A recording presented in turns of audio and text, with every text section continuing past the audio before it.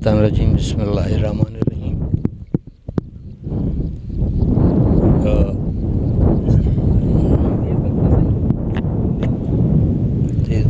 मां सोचियो छे गप करना जे फज़ल चयो त असां ज़मींदार न आहियूं। मसइलो ज़मींदार जो न आहे। जॾहिं इहो मसइलो डिफेंस में वेठल माण्हू उनखे मुतासिर करे थो, पूरो कराची इन सां मुतासिर थिए थो। मलीर में जेका एनवायरमेंटल इशू पैदा थिया आहिनि, ऐं असां बार बार चऊं पिया मलीर जेको आहे हब आहे हिकिड़ो ऑक्सीजन जो आहे।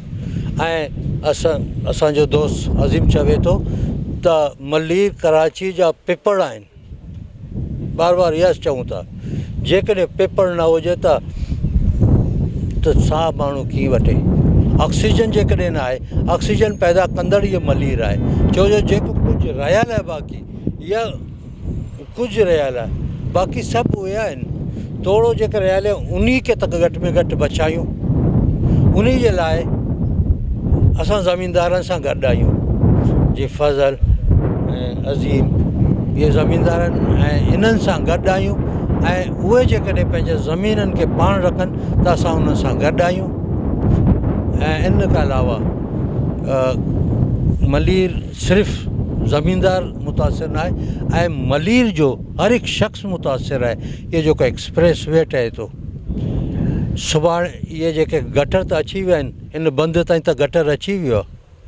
इहो गटर हितां खां वञी डिफेंस ताईं पहुचंदो। इहा ई गटर डिफेंस ताईं पहुचे थो। छा हिते असां बोर जे ज़रिए सां पाणी हासिलु करे सघूं था? क़तई न। इहो सभु ज़हरीला थी वेंदा आहिनि। ऐं असांजो ज़्यादातर पाणी जा जेके पीअण जा ज़रिया आहिनि उहे बोर आहिनि। ऐं इन मलीर जे जेके नए जा जेके ज़रिए जेके जज़ब थियनि था, उहा पाणी असां पियूं पिया। इन लाइ हर हिकु शख़्स, मलीर हुजे या पूरा कराची हुजे, इन पाणी खे इस्तेमालु करे थो। पाणी जेका ख़ासियत मलीर जे रेती में आहे, शायदि तदोई में कोन्हे। ऐं मलीर जी ख़ासियत इहा आहे त पाणी खे जल्द जज़ब कंदो आहे ऐं उनखे ट्रांसफर करे कुअनि ऐं बोरनि ताईं पहुचाईंदो आहे। ऐं इहा जेका अंग्रेज़नि जे ज़माने में त खूह ठहिया आहिनि, इहे क्यामाड़ी ताईं इहे ई कुअनि जा पाणी वेंदा हुआ, साफ़ु हूंदो हो। हाणे असां ॾिसूं पिया त इहा शायदि आईंदा न रहंदा। जेकॾहिं असां अहिड़ी तरह सुता हूंदासीं त इहा कोन रहंदा। महिरबानी। असां अज़ीम दहकान साहब। अस्सलाम वालेकुम दोस्तों। ये किसी काम का तो नहीं, बहरहाल आवाज़ अगर आप तक न पहुँचे तो मुझे आप इशारा कर सकते हो। मेरे साथी, मेरे दोस्त मौलाना फज़ल साहब ने एक बात कही जो मुझे काफ़ी शौक़ लगा। अगर यहाँ लिसानियात के माहिर बैठे हों तो वो इस चीज़ को शायद समझ सकें। धार जो है रखवाला या रखने वाले शख्स को कहते हैं, यह चीज़ को जिस तरह बेलदार, ज़मींदार, यानी जिसके पास ज़मीन है या वो ज़मीन रखता है, तो माज़रत के साथ 120 गज़ का घर तो मेरे ख़्याल में मेरे फज़ल भाई के पास होगा, तो वो भी ज़मींदार ठहरा।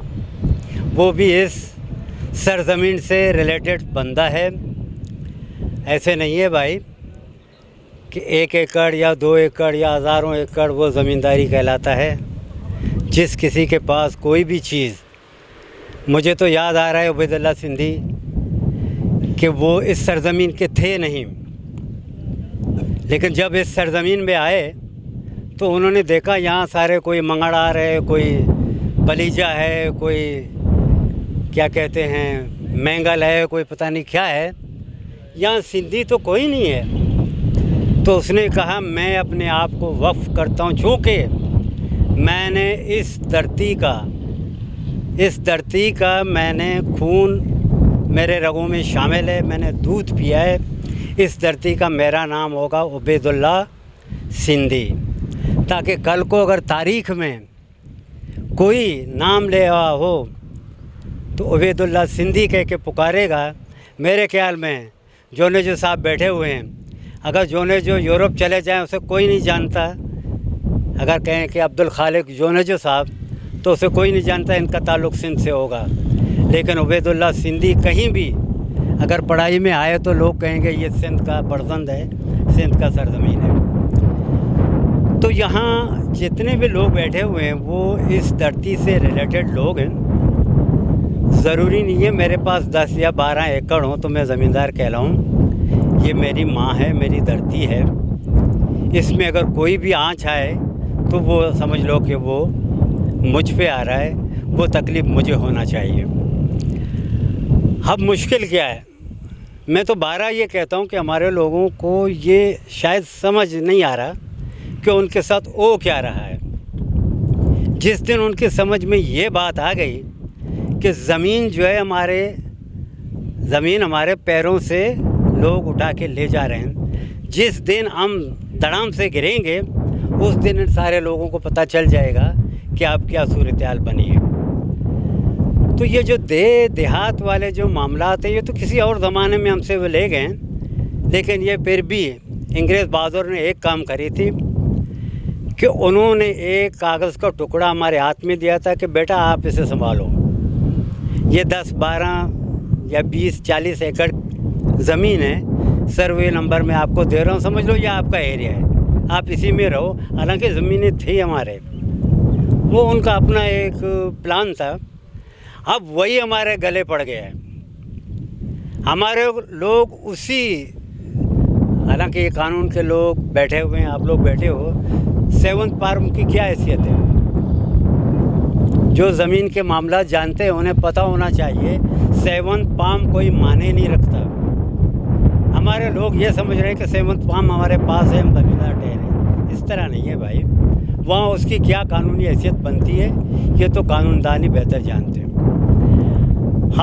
हमें निकलना पड़ेगा इस 7th पार्म वाले उस चाल से, उन देहातों से निकलना पड़ेगा जो देहात तकसीम किए जा रहे हैं। ये हमारी जागीरें थी, ये गबोलों की जागीरें थी, ये कलमतियों की जागीरें थी, ये जोकियों की जागीरें थी। ये ज़मीनें, वो जागीरें अंग्रेज़ बहादुर ने एक टुकड़ा टुकड़ा हमारे हाथ में दे दिया। वो मैं समझता हूँ उस दिन उन्होंने शुरू की थी ये काम, हमें लड़ाने का, हमें तबाह बर्बाद करने का। उस दिन उन्होंने बीज बोया था जिसकी आज हम ये सूरत हाल हमारे सामने है कि हमारे लोग तितर बितर हैं, वो नहीं जान पा रहे हैं कि यहाँ 10 या 12 या 15 एकड़ वाले ज़मींदार ठहरे। नहीं भाई, हम सब ज़मींदार हैं। मलीर हमारी है, हमारी सरजमीन है, इसको बचाना है।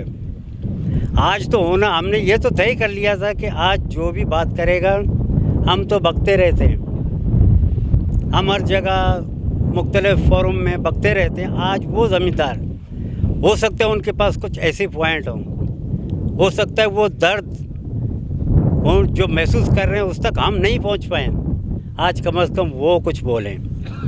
तो मैं